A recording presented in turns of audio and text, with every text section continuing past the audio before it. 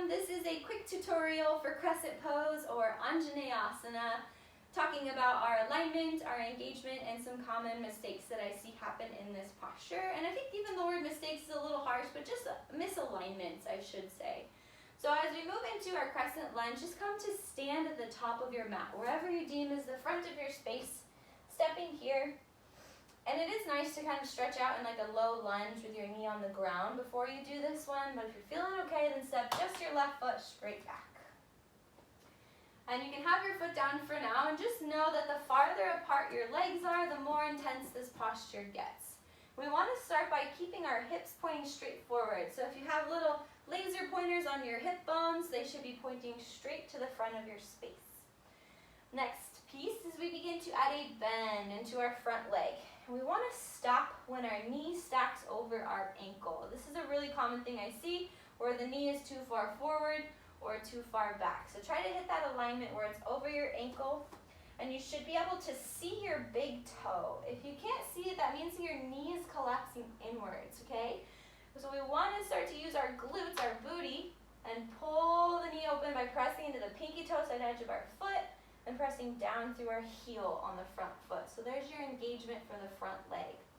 Back leg, lift your back heel up. Now balance might get a little bit trickier here. And if you do find that, if you step your foot open a little bit wider, so your feet go more like on train tracks, they're staggered rather than on a tightrope in line, this helps a lot with balance, okay?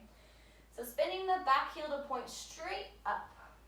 Now this is where there's kind of the new age teaching and the old age teaching of this pose. Traditionally, the back leg is straight and long, but what we've come to find is this causes a big arch in some people who have tight front hips. So if this is your case where you're trying to stand here and you feel like you're doing a back bend in the posture, bend your back leg and tuck your tailbone under so you can have more of a solid stance here.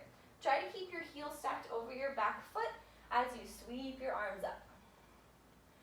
Your arms will reach up nice and high. Try to get them next to your ears rather than straight forward. It's okay if the mobility isn't quite there yet, but we're working on pressing them back.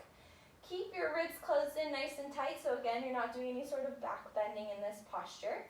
And then dial your pinkies just slightly inward. So we're just rotating and locking in our shoulder joint. This is definitely a working posture. You're holding a lunge. Your legs are burning. And again, the farther apart your feet are, the harder this gets. And you can take a lot of different poses from here, like twisting or dipping. And it's really an awesome one for transitioning within your flow. So take one more breath here, maybe let it burn. And then reach diagonally forward and see if you can step your feet together at the top of your space. Nice work. Take your arms down, shake it out. Do so on the other side. Practice out those same alignments. Watch again if you missed any of the cues. But I hope you found this tutorial helpful, and I have a couple other tutorials for postures. I'll put them in the links down below.